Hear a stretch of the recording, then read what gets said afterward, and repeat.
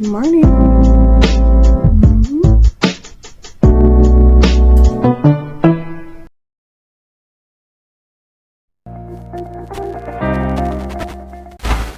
Farm Talk continues now as we focus on the work being done by another of our farmers. And our farmers are hardworking individuals who have been giving a significant amount of, or doing a significant amount of work in the country. And of course, it is to benefit us.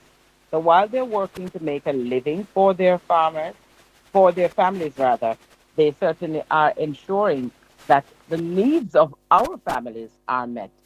And so it, as always, gives me pleasure to have these kinds of conversations. This morning, we're joined by Tiana Dallas out of the parish of St. Catherine, owner of Dallas Farm. Tiana, good morning and welcome to Farm Talk. How are you? Hi, good morning. Thanks for having me. I'm doing fine. How are you? I am great. Good to have you on with us. You know, as I hear your name, and this ages me, somebody like you probably would not be familiar with the show Dallas back in the day, but it was a huge ranch part of a show that used to air back in the day. And, you know, when I realized that the name of your farm was also the Dallas Farm, it just brought back those kinds of memories. Back in those days, Tiana, those are the only types of shows that were available to us. These days, of course, you can watch all sorts of things on different platforms. But hmm how long have you been in farming? Well, I've always had a love for it growing up. But in terms of being immersed in it full time, it wasn't really until after high school. Ah, but there must have been something in high school that awakened that decision that caused you to want to go into it full time. Was there Naturally obvious. Pardon me? No, I was asking if that is so. Well, yes, but naturally I've always had a love for farming. But in terms of like mentorship or guidance that really encouraged me to take it on full time was from persons such as Cabra Ranch, HMH Farms, as Mr. Henry. Those are like Ah, two critical persons who played a role in me getting into farming full time. oh, that's fantastic. And after high school, did you go on to do any studies in agriculture? Well, I wanted to go to Case, but due to financial issues, I wasn't able to go. But recently, I was enrolled in the RE program from 4-H. Well, So that. I tell you something. Mhm. The the truth is that you can do whatever it is that you want to do whenever you want to do it. So I would encourage you to Mhm. still see it as part of your life's goal. Because Yes, if that is what definitely. you want to do, then I hope you continue. Yes, definitely. That's something that I eventually want to get done. So I still have it on my vision board. All right. So I want to just encourage you to keep it up there on the vision board, and we'll follow the progress of it. But you speak of others around you who have influenced you. What did you see them doing? And we'll come back to the REAP program in just a bit. But Mhm. what is it that you saw in these farmers that caused you to pause and say, I want to be like that. I want to do that. Well,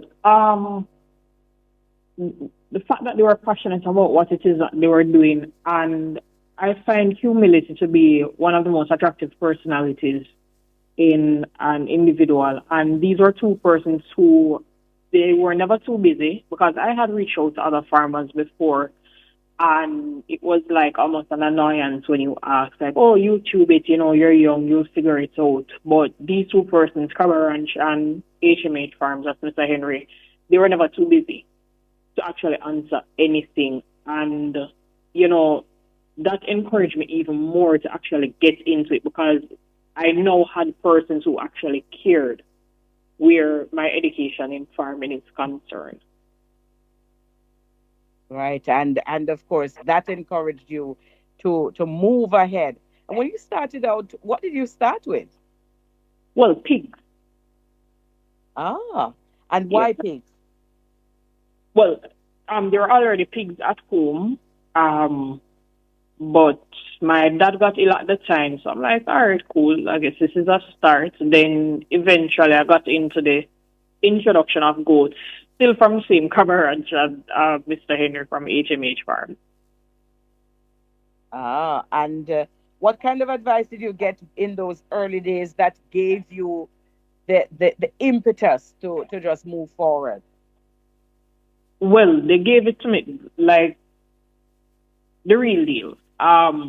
It's going to be hard. Don't think, oh, it's not about like posting pictures of cute goats on Instagram. You're gonna be faced with prey larceny. You're gonna be faced with all sorts of issues. But the most important thing is that you don't give up. Don't ever give up. And throughout that, there was one advice that I got from a friend 2 years back. When I was in high school, he always told me that if you love what you do, you'll never work a day in your life. And that coupled with the advice that I always get from those two persons that I mentioned just really helps me along the way. Right, excellent. And where are you now in terms of the developments that happened or have happened on the farm since you started with the few pigs that you started with back then? Well, the pig rearing took a dive due to circumstances outside of my control, but it's building up back with the, exceptional help of my mom and also courtesy of the reprogram. So we have about eight, the last count I made, and about 22 votes now. So everything is just multiplying. Ah, and part of that has to do, I would think, with the experience that you're now having. And I think the more one does, the more one learns. And I would Definitely. imagine that that is helping you to push the business forward because you're learning more with each passing day. Yes, yes, trust me. I'm learning a lot more, and especially networking. And this is something that I always encourage farmers to do. Don't think you know it all. Ask for help. Don't be discouraged. And it's not just about farming, Miss Althea. It's just every aspect of your life. Make note of every failure that you successful in farming. Was when I actually got the call from, I don't remember the lady's name, but have like persons who played a crucial role from 4-H later on that actually called and say, hey, you were shortlisted and you have an interview coming up in a few days. And I'm like, I know God is still there. As I'm a religious person, I believe in God and He has never failed yet. So that was like, yes, I am actually going to make it. And the when you talk about making it, part of it is I know using the support system that is there. And you spoke about networking earlier. Did you do a lot of that over the course of that REAP training?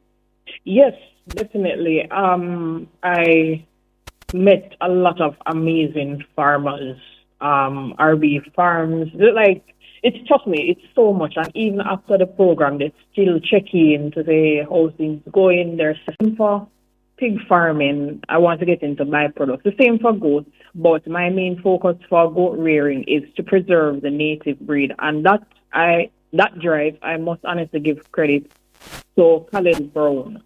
He was one of the persons who really pushed me to say, consider the local goods, consider it. Because we have to have something that is native to Jamaica.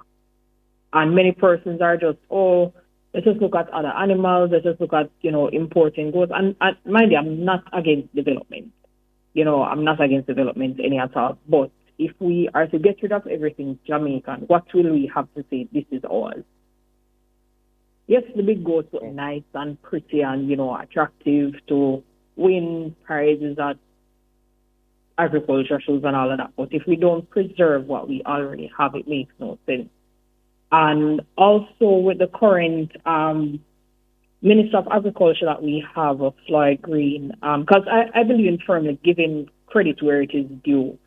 as I mentioned before, Miss Althea, it almost seems as if there was never any hope for youth, especially in agriculture. And to know that we have a minister that is really trying his best to put initiatives in place for young persons like myself and, my fellow farmers, trust me, it is very encouraging to actually keep going in farming. Wherever it takes me, that's where I'm willing to go.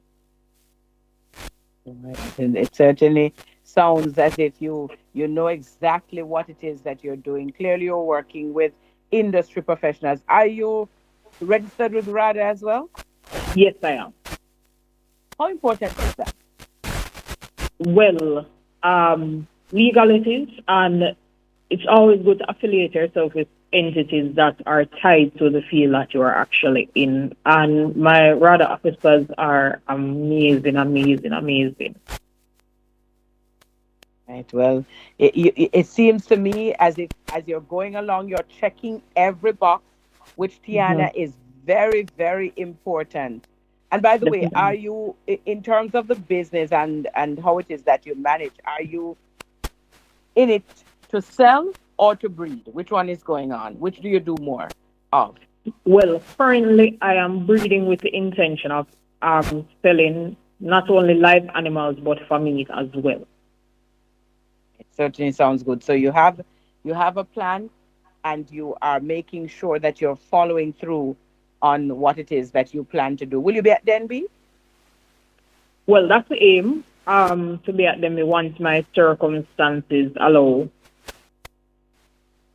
Right. Well, I do hope that those circumstances allow so that perhaps I can catch up with you there. Thank you so very much, Tiana, for your dedication, for the fact that you are thinking beyond what your forebears did and Yes. moving in other direction as well and doing so well in the sector. And I have no doubt you're going to continue to excel. Thank you for sharing your wonderful story with us.